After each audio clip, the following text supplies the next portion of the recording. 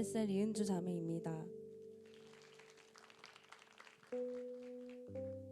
아울리치를 위해 저는 수개월 전부터 직장 상사에게 근무 조정을 말씀드려 두었습니다.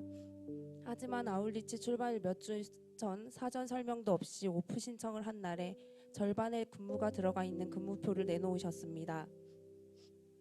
예전에 저였다면 싫을 소리 하기 싫고 분내는 마음도 올라와서 마음을 접고 말았겠지만 이제는 달랐습니다. 셀 가족들에게 기도를 요청하고 자존심이고 뭐고 정말 사정사정을 하고 개인적으로 부탁을 하고 머리를 짜내어 20명이 넘는 부서원들에게 다 공개된 근무표를 바꿨습니다. 끝까지 제가 있어야 할 곳을 붙잡을 수 있는 힘을 주신 하나님께 정말 감사했습니다.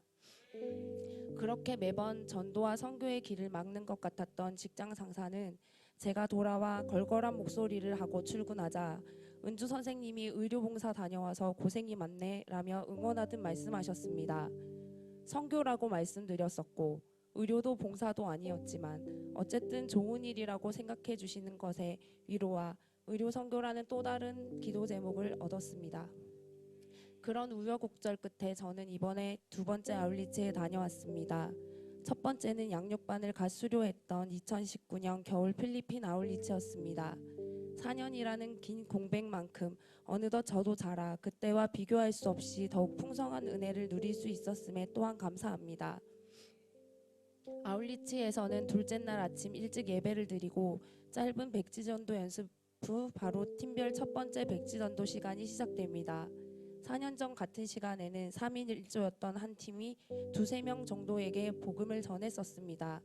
말 걸기가 어려워 쭈뼛거리며 서로 눈치를 보면서 어느 공원을 맴돌았던 기억이 납니다. 하지만 이번에는 같은 시간 동안 12명에게 복음을 전할 수 있었습니다. 물론 같은 팀에 계셨던 담임 목사님의 열정이 저와 팀원들의 사기를 높여준 것도 있었습니다.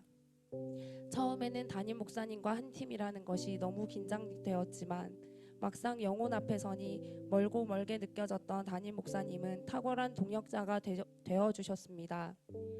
저 또한 영혼 앞에 선 순간 긴장되고 얼어있던 마음이 온데간데 없이 사라졌습니다.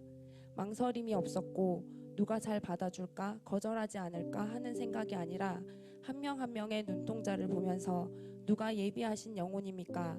계속 기도로 질문했습니다. 저의 미숙함이나 완전히 준비되지 못한 모습이 보일 때면 부끄럽기도 했지만 스스로 그런 모습을 알아차릴 수 있다는 것도 참 감사했습니다.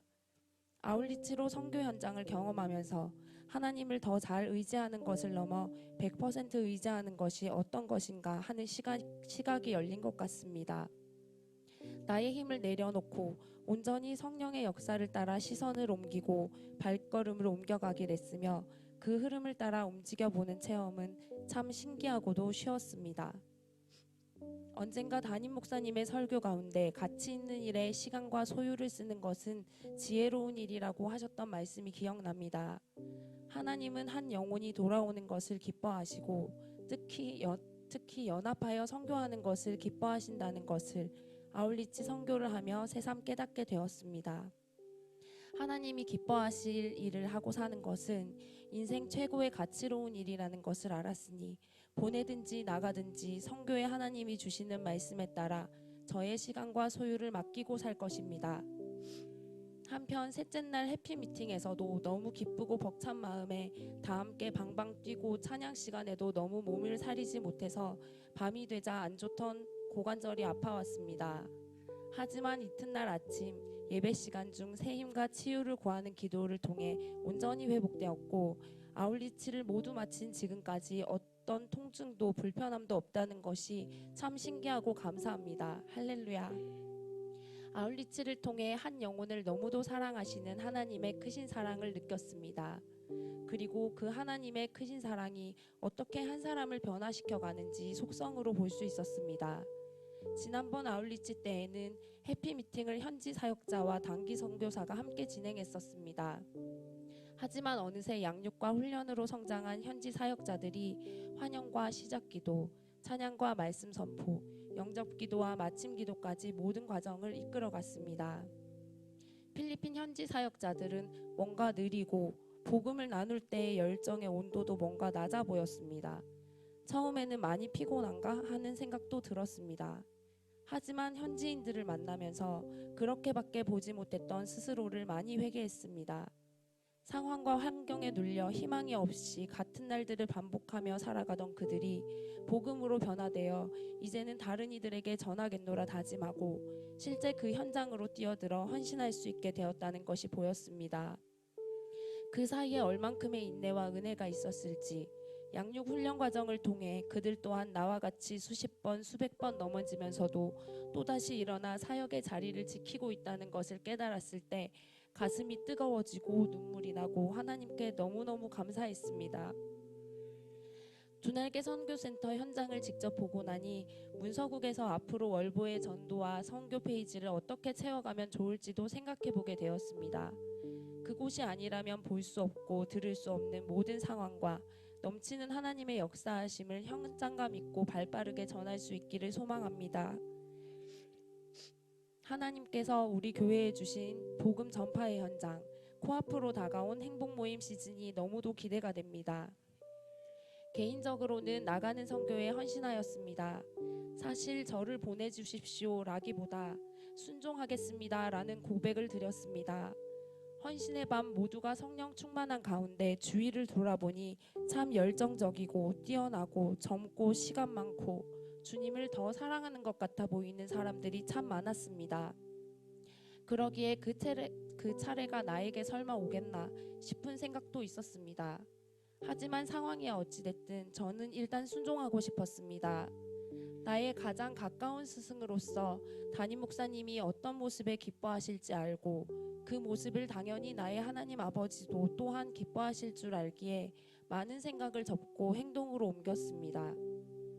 이번 아울리치 기간 동안 담임 목사님과 한 팀이 되어 우리 교회에 출석한 이래 단시간 동안 가장 오랫동안 담임 목사님과 함께했던 것 같습니다.